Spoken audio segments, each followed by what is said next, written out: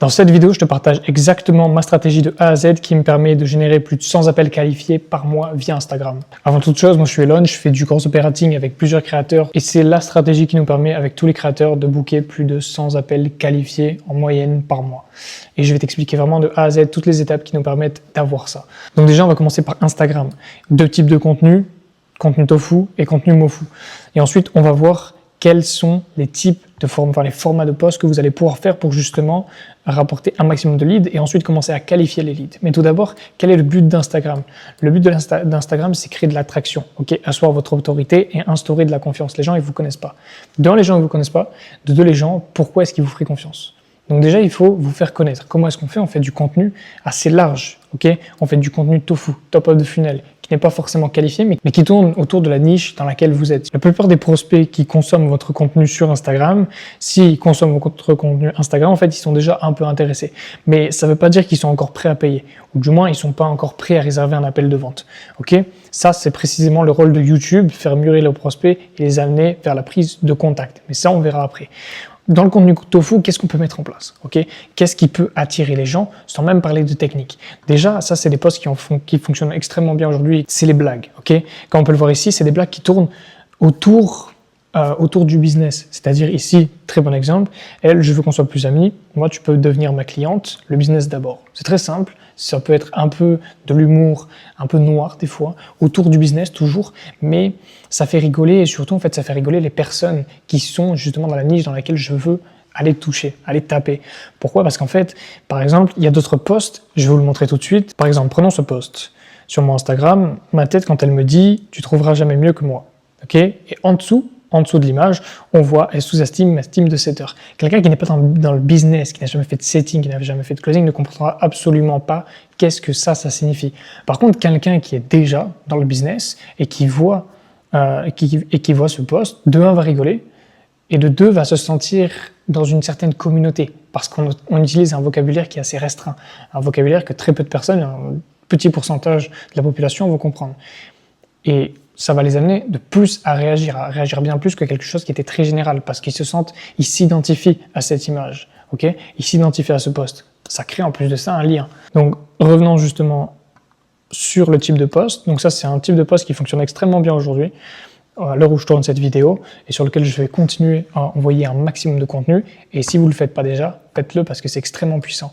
De plus, ça détend l'atmosphère. On n'est pas là pour vendre. À l'heure actuelle, là, on est en février, moi, je vends rien. Sauf que ça détend l'atmosphère. Les gens ont plus confiance quand on parle de blague, plutôt que quelqu'un qui va donner plus de valeur, on va se méfier d'abord, et puis ensuite, on va commencer à s'ouvrir si on voit beaucoup son contenu. Mais en fait, moi, dès le début, on relâche parce que c'est une blague, parce qu'on s'amuse.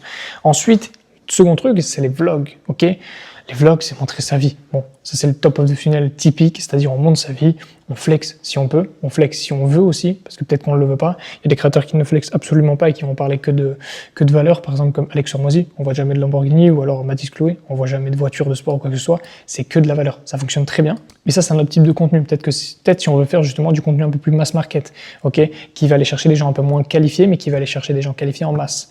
Donc ça peut extrêmement bien fonctionner.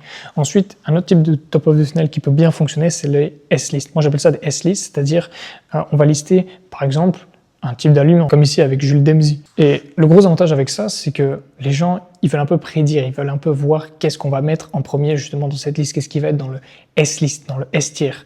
Et dans la majorité des cas, ce ne sera absolument pas ce dont ils vont s'attendre. Ce ne sera absolument pas ce qu'ils auront prédit. Et ça va justement les pousser à réagir dans les commentaires. Parce que peut-être que vous n'avez pas fait ce que eux auraient prévu de faire. Peut-être que ça leur plaît pas. Peut-être que vous allez faire exprès justement de mettre, je sais pas moi, meilleur infopreneur et mettre Hormozy en D-tiers. Et peut-être qu'ils vont être là en mode, qu'est-ce que c'est que cette merde? Pourquoi est-ce qu'il met Hormozy alors que c'est un monstre? Mais justement, vous allez faire exprès de mettre ça en place.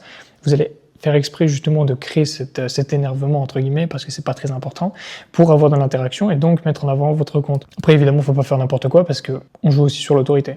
Il ne faut pas dire n'importe quoi parce que sinon les gens vont perdre en confiance. Ensuite ici, on passe sur du contenu mofu. Donc là, du contenu mofu, c'est du middle of the funnel. On va commencer justement à mettre une autorité en avant, mais aussi mettre un savoir en avant. L'objectif ici, c'est d'éduquer le prospect via plusieurs types de contenus en plus d'un bonus, de l'éduquer, mais de pas le pousser à la vente. Non, l'objectif, c'est juste de lui donner de la valeur et de baisser ses regards. Là, l'objectif, c'est vraiment de lui faire baisser sa garde un maximum pour commencer justement à initier un certain process de vente. Donc, Première chose, il y a les VA purs, value asset pur, c'est-à-dire on donne que de la valeur. Ici, avec une petite blague, toujours une petite touche d'humour, un milliardaire de 22 ans répond à l'objection « je vais y réfléchir ». Et en fait, juste, je suis dans ma voiture et je réponds à l'objection « je veux réfléchir », qu'est-ce qu'on dit? Et juste, je donne du savoir comme ça. Ça aide pas. Pour la majorité, ça va aider. C'est super, je gagne des points et je me fais connaître. Ensuite, on a aussi un type de contenu qui fonctionne extrêmement bien aujourd'hui. Je pense que là, on est en février, c'est sûr et certain que vous l'avez vu absolument partout, c'est les questions-réponses. Même si vous n'avez pas forcément de communauté, posez-vous des questions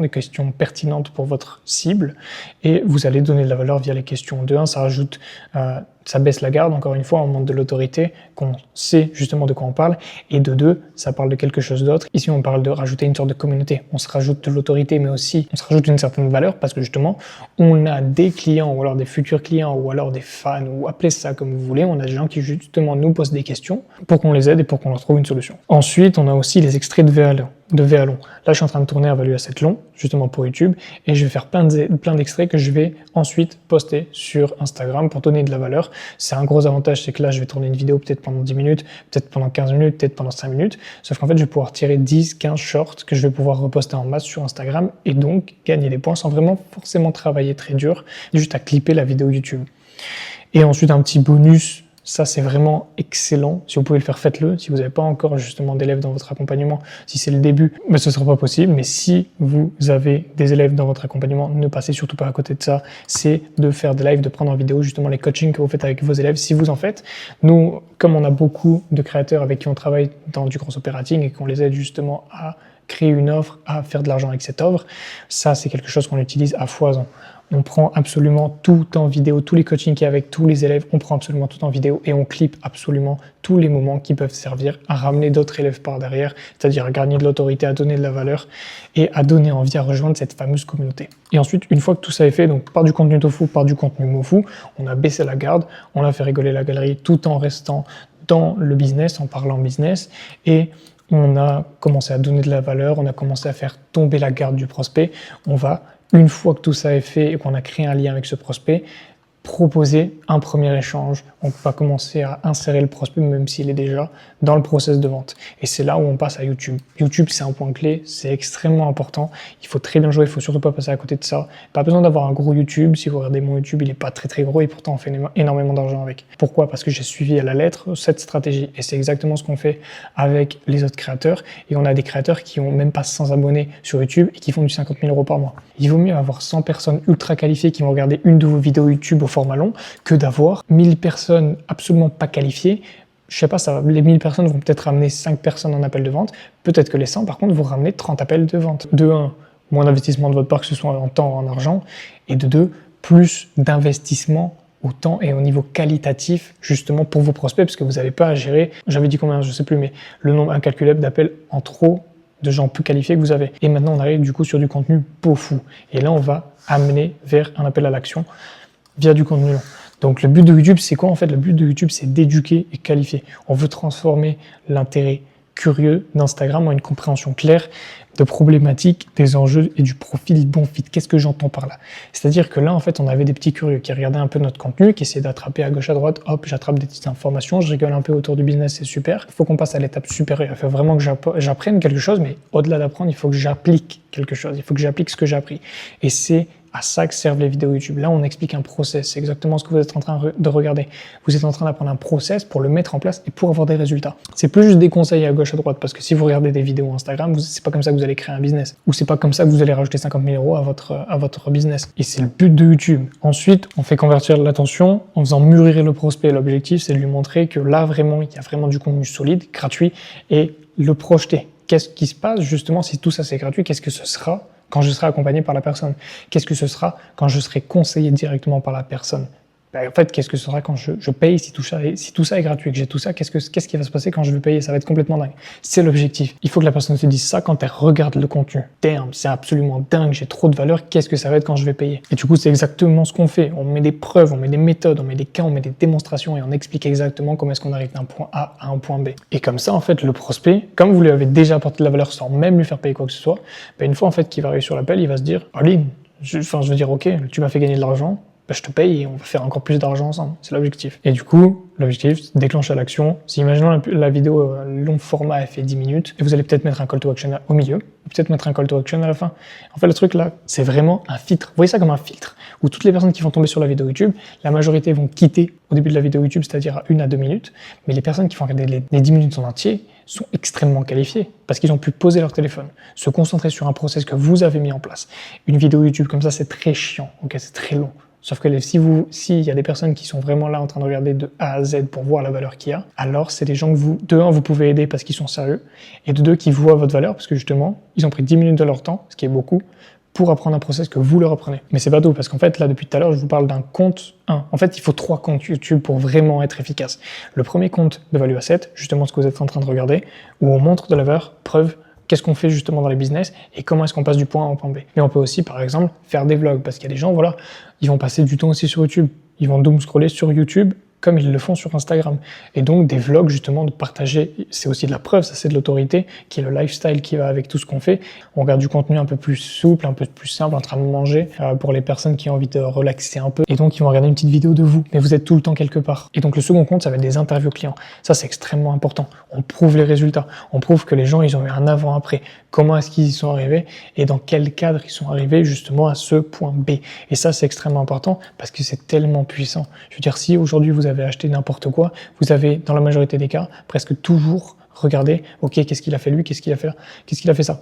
En fait, si vous avez acheté des accompagnements en ligne, dans tous les cas, à 1000%, vous avez essayé de chercher des avis à gauche, à droite. L'objectif, c'est de montrer l'avant-après, le mécanisme, le cadre, plus l'appel, et comme ça, les gens, ils n'ont pas besoin d'aller chercher à gauche ou à droite les avis des clients, surtout que dans la majorité des cas, si vous avez regardé, je sais pas moi, quelque chose avec une note de 9 sur 10, vous avez sûrement passé plus de temps sur les avis de merde, alors qu'en soi, il y a une note de 9 sur 10, donc ça veut dire que 90% des gens sont satisfaits. Et donc ça, c'est mauvais. Donc on va prendre de l'avance là-dessus, on va apporter la valeur que nous, on va apporter en montrant les choses que nous, on veut montrer. Et comme ça, les gens, ils n'ont pas besoin d'aller voir à gauche, à droite et de voir les choses qu'on n'a pas trop envie de leur montrer. Quand je dis qu'on n'a pas trop envie de leur montrer, c'est leur montrer les mauvais avis qui en soi n'existent presque pas. Et ensuite, le dernier compte à mettre en place, c'est le compte podcast. Quel est l'objectif du compte podcast? C'est de créer de l'adhésion, histoire plus idée, plus pont vers l'accompagnement. Pont vers l'accompagnement, c'est un peu le dernier truc à mettre en place. Enfin, je veux dire, c'est pas le point le plus important. Vraiment, le point le plus important, déjà, c'est échanger les audiences. C'est-à-dire qu'en fait, on va même se mettre avec des concurrents et on va échanger avec ces concurrents.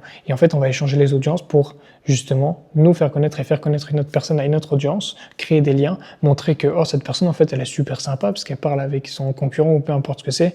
Comme il y avait quoi? Il y avait Grant Cardone avec Jordan Belfort, qui sont des grands concurrents, mais qu'au final, on fait un podcast ensemble. Et ça fait extrêmement parler, tout le monde en a parlé, et donc, augmentation des ventes pour les deux. Ça, c'est l'objectif. Et en plus de ça, on monte l'histoire, crédibilité par le vécu, on rajoute du lien justement avec le prospect, on crée vraiment un lien.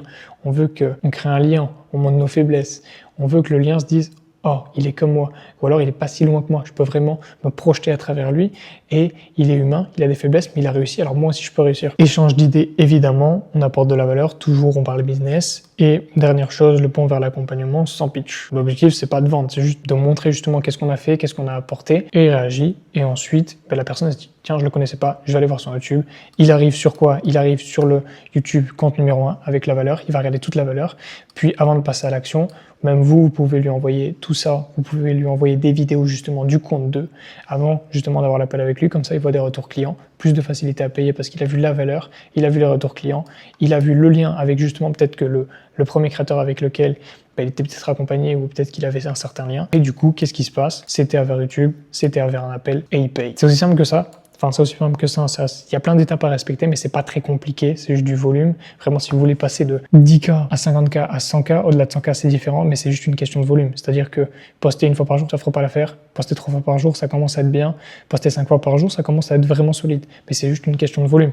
Et si on regarde là, c'est vraiment, parce que ça dépend, on fait plein d'accompagnements différents, ça dépend vraiment de la niche. C'est un peu aléatoire. Parce que ça dépend des personnes, ça dépend de l'urgence, ça dépend de l'offre, ça dépend de plein de choses différentes. Mais si, imaginons, on fait 40 000 vues par mois sur Instagram, ce qui n'est absolument rien en une semaine, avec un compte qui était à 80 abonnés, je faisais un truc comme 100 000 vues par semaine. Ok, il venait tout juste d'être créé le compte. Donc avec on va dire 40 000 vues par mois. On ramène sur YouTube, imaginons 5% des vues, ce qui est pas mal, hein, ce qui est vraiment bien. Ça fait 2000 vues sur YouTube par mois. Et imaginons que sur ces 2000 personnes, il y a 5% qui réservent un appel. Et ben ça nous fait quoi? Ça nous fait 100 calls par mois. C'est aussi simple que ça, c'est pas très compliqué. Nous, on a des tonnes et des tonnes d'appels de vente. Même sur certains accompagnements, on galère à trouver des closers parce qu'on a beaucoup trop d'appels. Mais ça, c'est un excellent problème à avoir. Et en fait, il faut juste respecter quoi? Il faut respecter cette trame. Cette trame, c'est quoi? On commence par du contenu sur Instagram parce que c'est là où on va avoir l'audience, c'est là où on va avoir l'attraction, c'est là où on va se faire connaître. On va faire du contenu, du coup, pour se faire connaître tofu. Avec ça dépend vraiment de ce que vous voulez faire. Nous, on utilise Blague, peu de vlogs, mais surtout des S-list. On peut aussi utiliser des value assets, vraiment ce qui fonctionne le plus pour. Je partage pas forcément les accompagnements avec qui on travaille. Là, justement, la création de contenu que je fais moi personnellement pour mon compte Instagram, ça fonctionne extrêmement bien et ça va être mis en place. On a plein de types de contenus à créer. Ça, c'est les pillars content. On pourra en parler dans une autre vidéo. Et ensuite, c'est du value asset pur, question-réponse, extrait long et live format. Donc pour l'instant, je vends rien. Donc évidemment, je peux pas le créer. Ensuite, une fois qu'on a baissé la garde, commencé à créer un lien et on s'est fait connaître, qu'est-ce qu'on fait? On commence à mettre en avant son autorité pour créer un lien de 1, donner de la valeur et continuer à faire baisser la garde pour ensuite faire passer sur YouTube avec un contenu bottom of the funnel. Et là, avec les 3 comptes, on va quoi? Donner encore plus de valeur pour surqualifier les prospects, les amener vers la vente.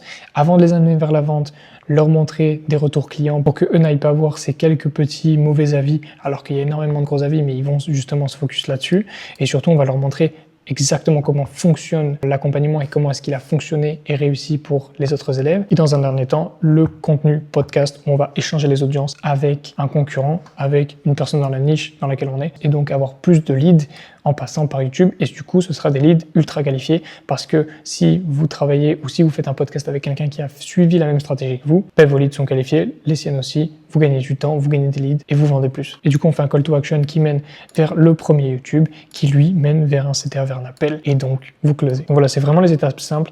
Si vous respectez ça, j'ai aucun doute que vous allez dépasser les 100 appels de vente. C'est juste une question de volume, c'est une question de contenu. Il faut poster, il faut poster, il faut poster. Là, il est quelle heure? Il est minuit 58. Je suis en train de tourner cette vidéo. C'est juste une question de volume. Il n'y a pas de magie. Il faut certes avoir la bonne stratégie. Ça tombe bien, vous l'avez sous les yeux. Mais c'est vraiment une question de poster, créer, donner de la valeur. Après, c'est qu'une question de temps. Une fois que la roue tourne et vous postez régulièrement sur tous les réseaux sans stop, là, il y a des appels à foison. C'est aberrant. Donc, mettez ça en place et vous allez voir que ça va fonctionner. Sur ce, je vous dis à plus tard.